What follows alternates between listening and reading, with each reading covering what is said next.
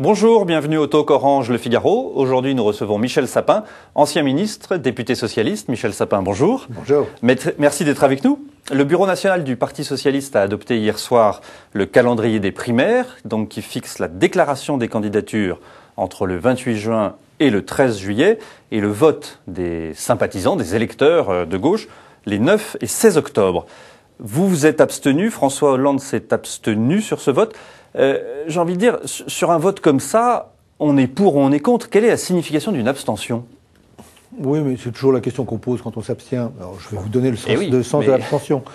Ça veut dire, premièrement, redire une dernière fois que c'était pas ce calendrier que François Hollande, pour des raisons qui n'ont rien à voir avec sa personne, mais qui ont, dans son analyse, à voir avec l'intérêt général de la gauche, était un calendrier trop long. Donc la position de François, il a redit hier de François Hollande, c'était il faut qu'avant l'été, les choses soient claires, un candidat, un programme, une alliance, un pacte et une capacité à se lancer dans la campagne électorale. Donc il n'était pas favorable à ce calendrier. Donc il n'était pas favorable. Deuxième chose, une position le matin même avait été majoritairement adoptée par ceux qui étaient présents et qui, à l'invitation bienvenue de la première secrétaire, ont parlé de ce sujet. Donc il y a un moment donné où on arrête le débat, on fait connaître une dernière fois sa position, j'allais dire pour l'histoire, pour l'avenir, et ensuite on arrête de parler de calendrier, parce que quand même, malgré tout, je ne suis pas sûr que ce soit la question du calendrier des primaires qui passionne le plus les Français. Les Français peut-être pas, mais en tout cas les socialistes sûrement. Alors, forcément. À la sortie du Bureau national, les Strauss-Kahniens n'avaient pas l'air forcément ravis, puisque c'est pas forcément un calendrier qui peut convenir à Dominique Strauss-Kahn. Et Jean-Marie Le Guen évoque deux sujets en disant une campagne interne qui serait très très longue, peut-être plus longue que la campagne présidentielle réelle. Et voilà, commencer une campagne présidentielle le 13 juillet en période estivale, c'est surréaliste. Oui, mais il y a toujours des arguments dans tous les sens. S'il y avait une position simple, évidente, s'imposant à tous, elle serait déjà là et elle aurait été adoptée à une unanimité très positive.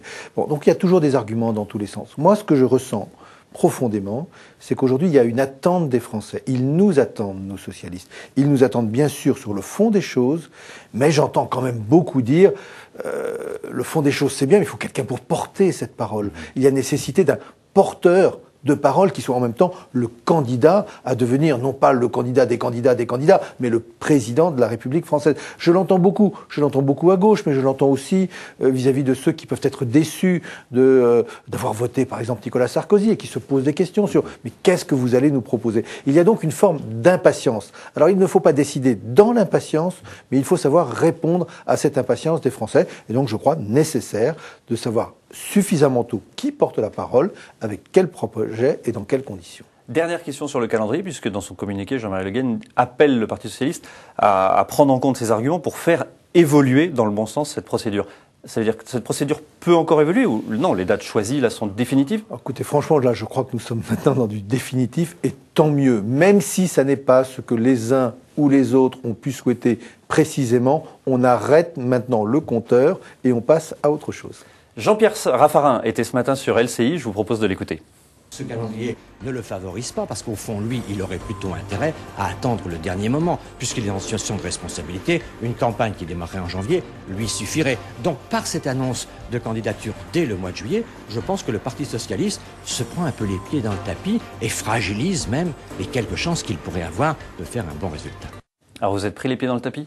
Oui, c'est un bon conseiller, Monsieur Raffarin. D'ailleurs, il donne des conseils à tout le monde. Il donne des conseils à Nicolas Sarkozy, il donne des conseils aujourd'hui aux socialistes. Je crois que ni Nicolas Sarkozy, ni les socialistes ne vont écouter les conseils de Monsieur Raffarin. François Hollande, dans un récent sondage IFOP pour François, s'est hissé en deuxième position derrière Dominique Strauss-Kahn. 18% des sympathisants socialistes souhaitent le voir désigné comme candidat. C'est plutôt une bonne nouvelle, c'est déjà la victoire alors ? Non, bien entendu, non. Non, mais c'est un mouvement. Ça veut dire que la stratégie qu'il a adoptée est la bonne ? Ça veut dire que la stratégie qu'il a adoptée est la bonne. Et cette stratégie, est-ce qu'on peut essayer de la résumer ? C'est premièrement de commencer relativement tôt à s'affirmer. Je dirais même qu'il s'est affirmé le jour où il a décidé de ne plus être à la tête du Parti socialiste. Parce qu'il savait que c'est difficile, lorsqu'on est à la tête d'un parti comme le Parti socialiste, de pouvoir dire ce que l'on pense. Beaucoup disaient à l'époque, oui, il est bien, mais que pense François Hollande ? Il fallait que les gens... Trop dans la synthèse, trop dans la synthèse nécessaire, logique, unitaire. Mais il fallait maintenant qu'il s'affirme lui-même. Mais pas dans la précipitation, pas dans le feu d'artifice, pas dans le coup médiatique, en le faisant dans le temps, progressivement et sérieusement. Et je dirais que ce travail commence à porter ses fruits, et tant mieux. Et je pense que si ça commence lentement, ça permettra de continuer lentement, mais sûrement. Oui, parce qu'au fond, s'il est en deuxième position derrière Dominique Strauss-Kahn et que Dominique Strauss-Kahn n'est pas le candidat, ça veut dire que c'est lui qui peut être désigné. C'est bien entendu un des cas de figure auxquels, à l'évidence, François Hollande se prépare. Je dirais qu'il a comme caractéristique ce sérieux, ce naturel, disait-il, mais cette compétence, on peut lui faire confiance dans une période où les questions économiques et sociales sont cruciales, ou internationales, on peut lui faire confiance. Et en même temps, personne ne se pose la question de savoir s'il est de gauche. Donc il est naturellement de gauche en étant consciencieusement sérieux. Dans la même journée d'hier, vous avez été chargé d'opérer le chiffrage du projet. C'est toujours une question qu'on se pose, la différence entre le projet du Parti socialiste et le projet que le candidat va lui-même adopter. Alors, oui. À partir du moment où il y aura le projet au mois de mai avec un chiffrage, quelle va être la marge de manœuvre du candidat qui sera désigné en octobre? Bien sûr. Alors, moi, ce qui m'est confié, c'est pas si simple. C'est pas tellement le chiffrage que la description des contraintes qui seront énormes du point de vue économique, budgétaire, financier, fiscal, au moment, en 2012, où, je l'espère, il y aura un président de la République socialiste et une majorité en capacité de mettre en œuvre le programme lui-même. Donc c'est le contexte de la dette, c'est le contexte du déficit budgétaire. Donc des marges de manœuvre difficiles. Les socialistes en sont conscients, il faut que les Français aussi en soient conscients, qu'il est possible d'agir, qu'on peut bouger, qu'il faut faire bouger les lignes, mais que tout n'est pas possible et donc il faudra prioriser parce que la situation en 2012 n'est pas du tout celle de 2007. Et puis à partir de là, je veux dire, ces contraintes, elles s'imposent à tous, quels que soient les candidats. Ensuite, il y a des priorités. J'ai dit, on peut faire des choses. Pas tout, mais faire des choses. Justement, plus les contraintes sont fortes, plus le choix appartient au candidat. Et donc, ces priorités elles-mêmes, au bout du compte, c'est notre candidat ou notre candidate qui les fixera. Ce sera sa patte, ce sera sa marque de fabrique. Et c'est peut-être à ce moment-là ce qui fera la rencontre avec les Français.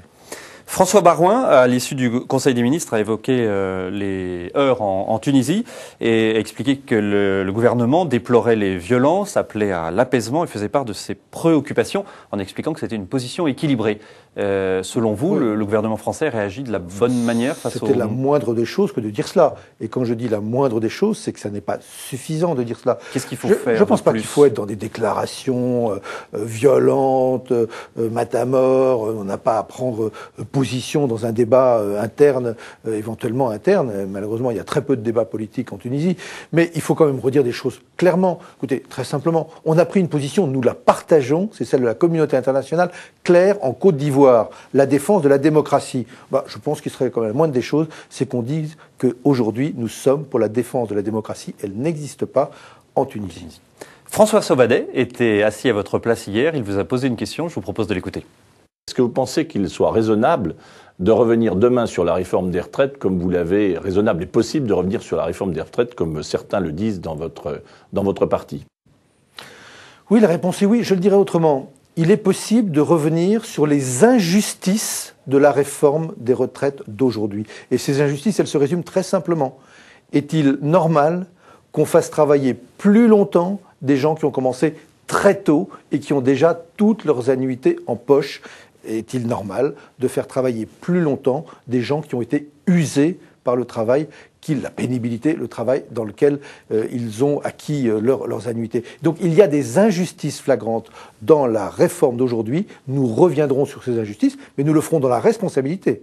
Si on revient, ça ne serait pas un retour aux 65 ans pour tout le monde, ça serait un retour. Mais ça n'est déjà pas aujourd'hui le 60 ans pour tout le monde le sait bien, il y a une question d'annuité.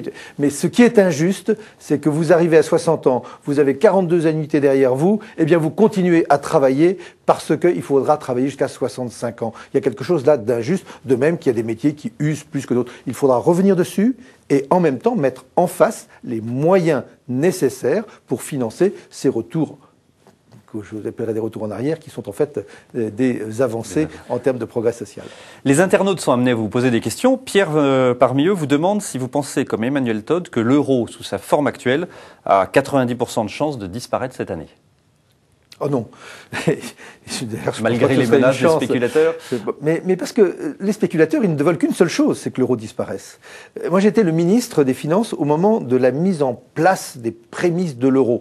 Et j'ai eu à faire face à une colossale spéculation de la part des spéculateurs qui voulaient pouvoir continuer à spéculer tranquillement une monnaie contre une autre à l'intérieur de l'espace européen. Donc le plus beau des cadeaux qu'on puisse faire aux spéculateurs, c'est de leur laisser penser qu'on pourrait revenir en arrière. Nous avons besoin de stabilité. L'euro nous donne de la stabilité. Cela dit, c'est un bon outil. Mais là, ce qui compte, c'est quelle politique on mène avec ce bon outil. Et là, sur ce point-là, les politiques aussi bien européennes que nationales, à l'évidence, il faut les faire bouger. Michel Sapin, merci d'avoir répondu à nos questions. À demain pour un nouveau talk.